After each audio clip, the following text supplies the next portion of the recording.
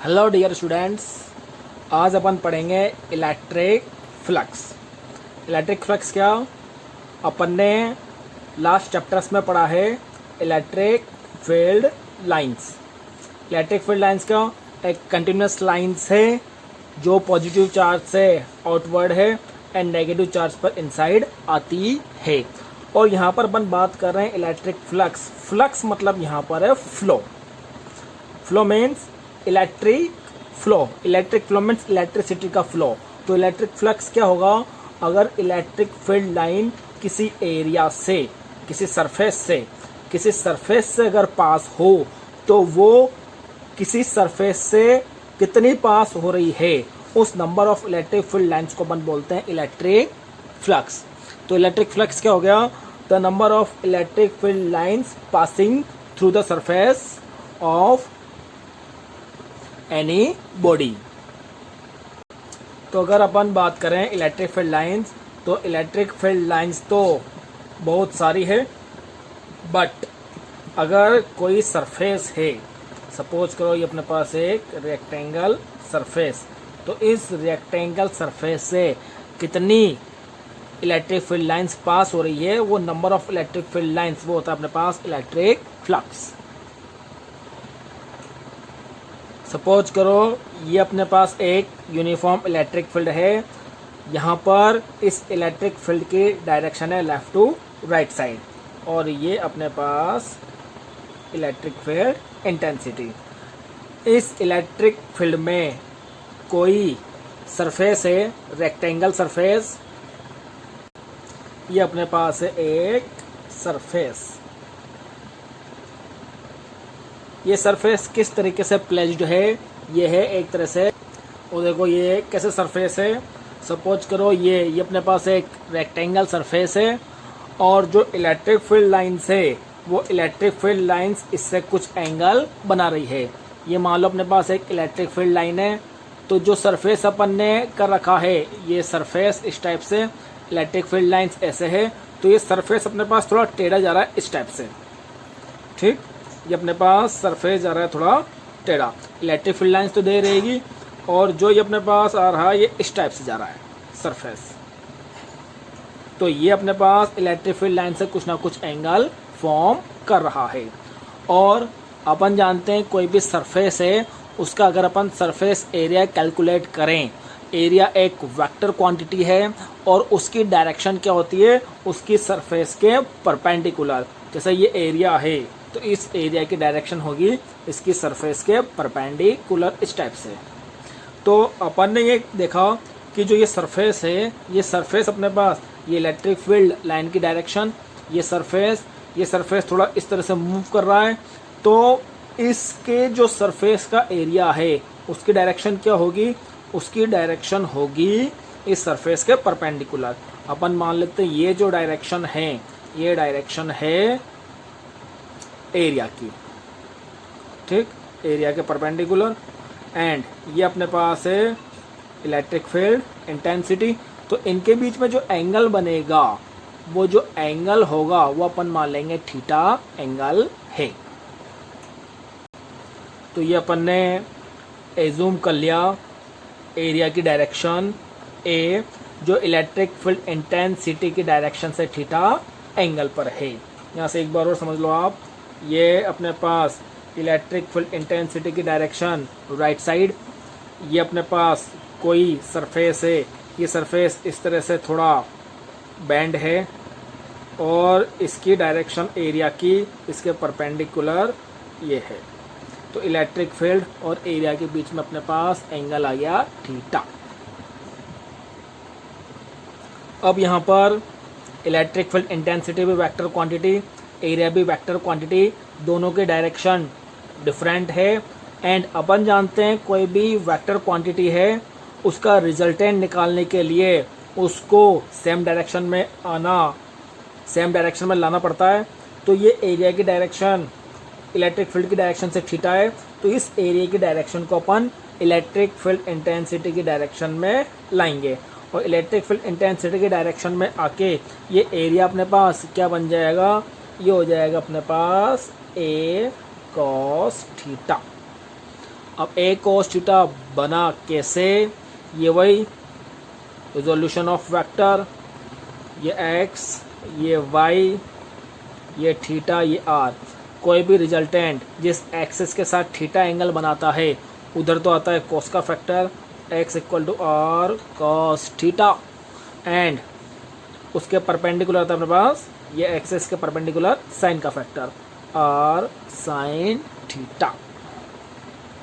सो area की direction हो जाएगी इलेक्ट्रिक फील्ड इंटेंसिटी की डायरेक्शन में a cos थीटा। अब अगर अपन यहाँ से इलेक्ट्रिक फ्लक्स कैलकुलेट करें मैथमेटिकली तो इलेक्ट्रिक फ्लक्स क्या होता है, इलेक्ट्रिक फील्ड लाइन से एक तरह से, और ये अपने पास क्या है, जो सरफेस है उस सरफेस से कितनी इलेक्ट्रिक फील्ड लाइन पास हो रही है, उस इलेक्ट्रिक फील्ड लाइंस के नंबर को ही क्या बोलते हैं अपन, इलेक्ट्रिक फ्लक्स। तो इसको अपन कैलकुलेट करते हैं, इलेक्ट्रिक फ्लक्स होता है electric field intensity and area दोनों सेम डायरेक्शन में इनका प्रोडक्ट। तो अपने पास ये हो जाएगा ई ए कॉस थीटा, ई ए कॉस थीटा, ये ई ए कॉस थीटा अपने पास बना इलेक्ट्रिक फ्लक्स, और फ्लक्स को अपन एक नए सिंबल से डिनोट करते हैं जिसको बोलते हैं अपन फाई, और यहाँ इसको अपन डिनोट करते हैं फाई ई इसके बेस में। ये ई यहाँ पे डिनोट कर रहा है इलेक्ट्रिक फील्ड को। आगे फ्लक्स मैग्नेटिक फील्ड के लिए भी निकलता है, वहाँ पे अपन बी या एम से डिनोट करते हैं, यहाँ इलेक्ट्रिक फील्ड की वजह से इसको स्मॉल ई से अपन डिनोट कर रहे हैं। सो इलेक्ट्रिक फ्लक्स क्या होता है, it is the product of magnitude of electric field intensity and area of surface perpendicular to electric field. देखो सरफेस एरिया परपेंडिकुलर है एंड सरफेस एरिया की डायरेक्शन परपेंडिकुलर है, दोनों में डिफरेंस है, डिफरेंस समझना। ये अपने पास एक सरफेस है, ये सरफेस और ये इलेक्ट्रिक फील्ड इंटेंसिटी, तो ये अपने पास अगर इस तरह से बनता है तो यहाँ पर ये इलेक्ट्रिक फील्ड इंटेंसिटी की डायरेक्शन एंड ये सरफेस एरिया, तो ये इलेक्ट्रिक फील्ड इंटेंसिटी इस सरफेस के परपेंडिकुलर है। बट अपन जानते हैं कि जो सरफेस है उसके एरिया की डायरेक्शन होती है सरफेस के परपेंडिकुलर, तो ये अपने पास एरिया की डायरेक्शन, तो ये सरफेस है इसके एरिया की डायरेक्शन ये, और ये अपने पास इलेक्ट्रिक फील्ड इंटेंसिटी की डायरेक्शन। तो जब कोई सरफेस इलेक्ट्रिक फील्ड इंटेंसिटी के परपेंडिकुलर है तो उसका एरिया, उसके एरिया की डायरेक्शन उसके पैरेलल है। इस चीज़ को समझना। यहाँ पे देखना आप, ये जो सरफेस है ये सरफेस के परपेंडिकुलर है electric field intensity, and surface के एरिया की डायरेक्शन भी सरफेस के परपेंडिकुलर होती है। तो इस कंडीशन में इलेक्ट्रिक फील्ड एंड एरिया दोनों क्या हो गए, एक दूसरे के पैरेलल, मीन्स एंगल क्या होगा, 0 डिग्री। अब अगर सरफेस एरिया और इलेक्ट्रिक फील्ड इंटेंसिटी एक दूसरे के पैरेलल है, जब अपन सरफेस की बात कर रहे हैं, ये सरफेस है और ये इलेक्ट्रिक फील्ड इंटेंसिटी की डायरेक्शन इस डायरेक्शन में राइट साइड, जब ये एक दूसरे के पैरेलल है बट जो सरफेस है उस सरफेस की एरिया की डायरेक्शन इसके परपेंडिकुलर, तो परपेंडिकुलर होगा। तो इस कंडीशन में electric field intensity and area की डायरेक्शन एक दूसरे के हो जाएंगे perpendicular. Surface is parallel to the electric field but the direction of surface area is perpendicular to the electric field. तो ये कंसेप्ट पता होना चाहिए आपको, ये आगे न्यूमेरिकल्स में बहुत काम आएगा। ये यहाँ पे बना phi equal to A cos theta, इसको अपन लिख सकते हैं ई डॉट ए, बिकॉज अपन जानते हैं ए डॉट बी क्या होता है, ए बी कॉस थीटा। अब अगर अपन यहाँ पे डिफरेंट कंडीशन देखें, first condition theta equal to 0 degree, theta equal to 0 degree होने पर कॉस जीरो की वैल्यू क्या हो जाएगी, 1, तो यहाँ से फाई ई आ जाएगा ई ए। इट मीन्स इस कंडीशन में जो फ्लक्स है वो फ्लक्स क्या है, मैक्सिमम। अब फाई जीरो कब होगा, जो ये सरफेस है, ये सरफेस अपने पास परपेंडिकुलर हो इलेक्ट्रिक फील्ड के। तो ये सरफेस इलेक्ट्रिक फील्ड के परपेंडिकुलर और इसकी डायरेक्शन ए, ये ए अपने पास इसके परपेंडिकुलर, तो इलेक्ट्रिक फील्ड एंड एरिया दोनों पैरेलल, एंगल हो गया 0 डिग्री। इस कंडीशन में मैक्सिमम इलेक्ट्रिक फील्ड लाइन इससे पास होगी। और जनरली भी अपन देखते हैं सरफेस है और यहाँ से अगर ये जो इलेक्ट्रिक फील्ड लाइंस के परपेंडिकुलर है तब मैक्सिमम इलेक्ट्रिक फील्ड लाइंस इससे पास होगी। सेकंड केस देखें, अगर थीटा यहाँ पर 90 डिग्री है तो cos 90 की वैल्यू होती है 0 और cos 90 0 होते ही ये फाई ई ये पूरा का पूरा क्या हो जाएगा 0।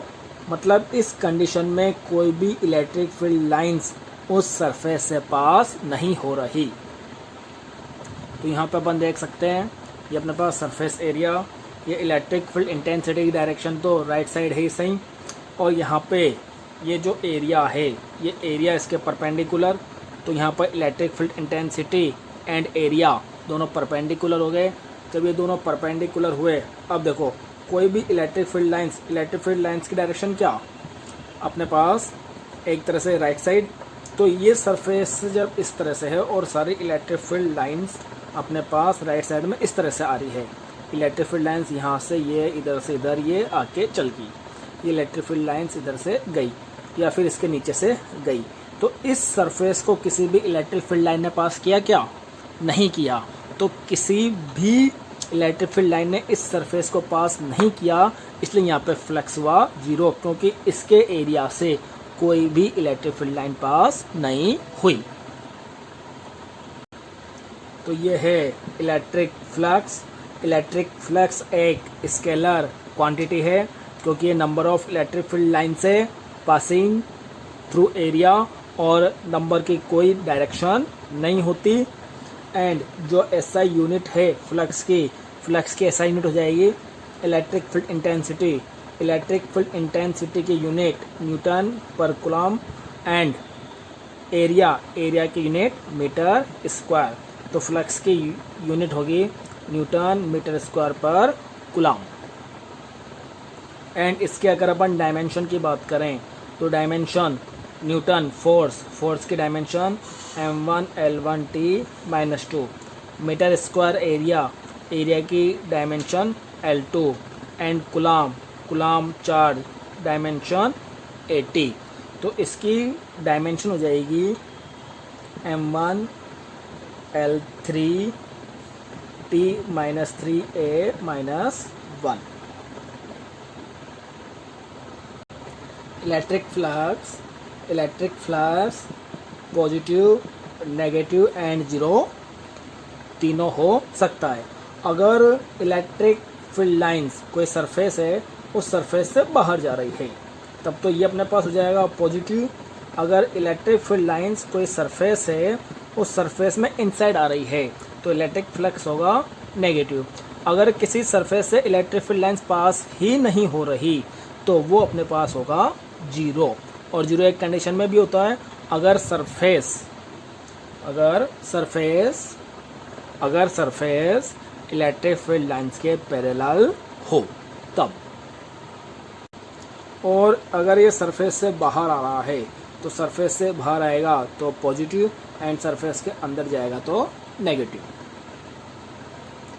ये तो अपन ने बात करी इलेक्ट्रिक फ्लक्स की जिसमें अपन ने यूनिफॉर्म इलेक्ट्रिक फील्ड लिया और सरफेस भी लिया एक प्लेन।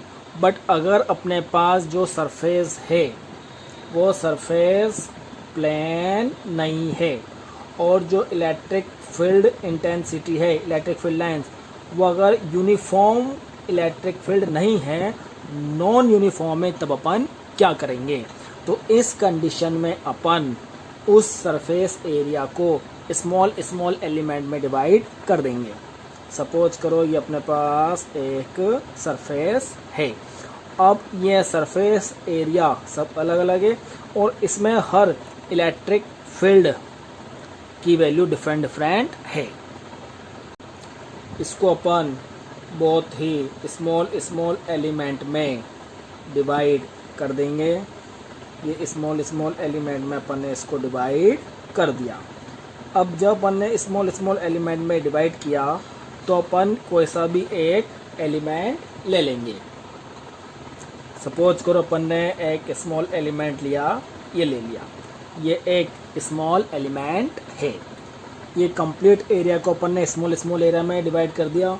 तो सपोज करो ये एरिया तो हो गया delta S1, delta S2, delta S3, ऐसे ही बहुत सारे एरियाज डिवाइड हो जाएंगे। अपन यहाँ पर एक स्मॉल एलिमेंट ये कंसिडर किया। सपोज करो ये जो एरिया है वो है डेल्टा SI। ये डेल्टा SI है, उसकी डायरेक्शन अपन ने ये राइट साइड ही एज्यूम कर ली। ये अपन ने ith स्मॉल एलिमेंट लिया, यहाँ पे I की वैल्यू 1 2 3 डैश हो सकती है। यहाँ पे ये नॉन यूनिफॉर्म इलेक्ट्रिक फील्ड था, बट किसी स्मॉल एलिमेंट के लिए इलेक्ट्रिक फील्ड इंटेंसिटी इस स्मॉल एलिमेंट में सेम होगी।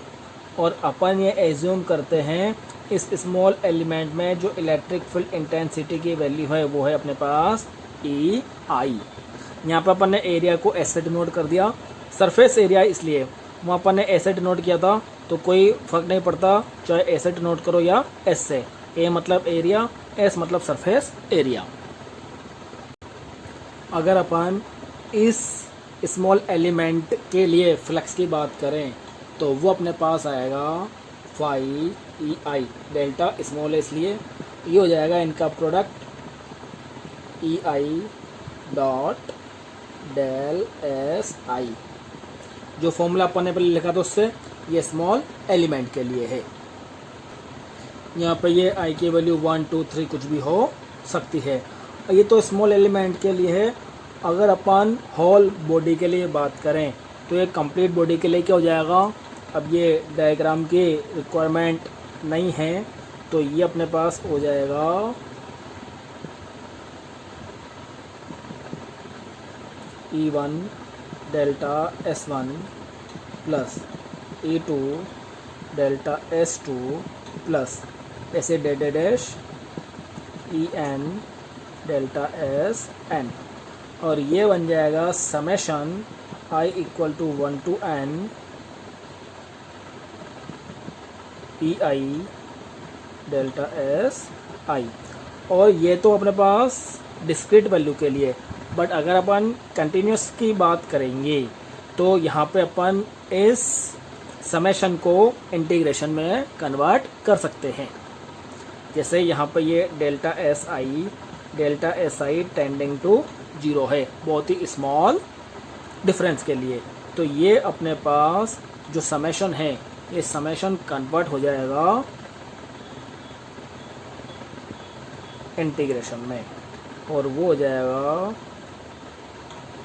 EI dot DSI।